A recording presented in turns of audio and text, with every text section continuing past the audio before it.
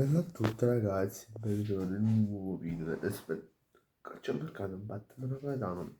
In questo video andremo a parlare, in questo primo video di giornata, non ho fatto diciamo il video prima perché non ritenevo che c'erano tante notizie da portare. Ho detto vabbè, se nel pomeriggio entro le 4 o le 4 nel momento che sto registrando il contenuto, non usciranno video, non usciranno notizie, vi porterò solo il prepartita tra Napoli e Eintracht Francoforte. Sono uscita una notizia a mezzogiorno, più o meno, cioè mi è arrivata una notizia a mezzogiorno, cioè quella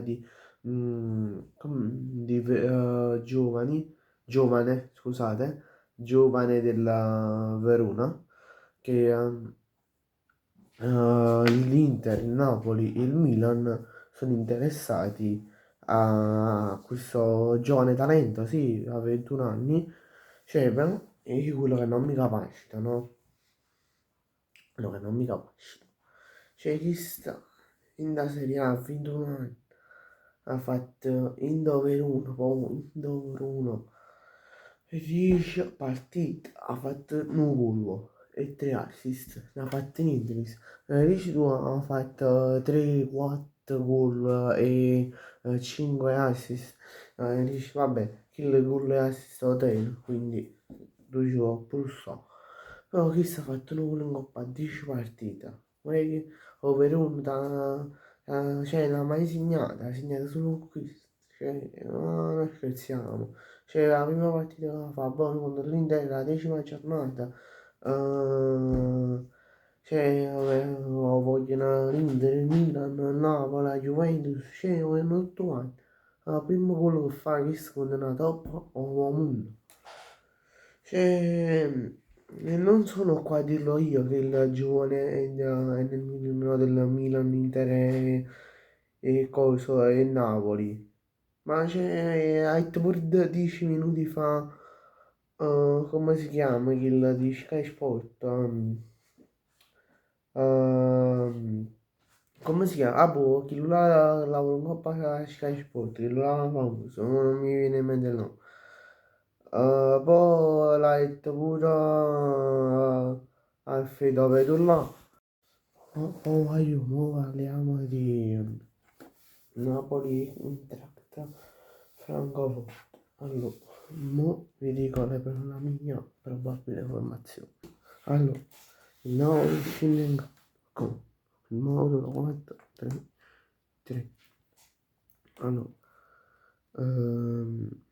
Savic a porta. Poi, difensore. Di Lorenzo. Buongiorno. E Racca di come difensore centrale e Spinazzola come esterno. Centrocampo. McTominay. Lobotka. Yanghisa.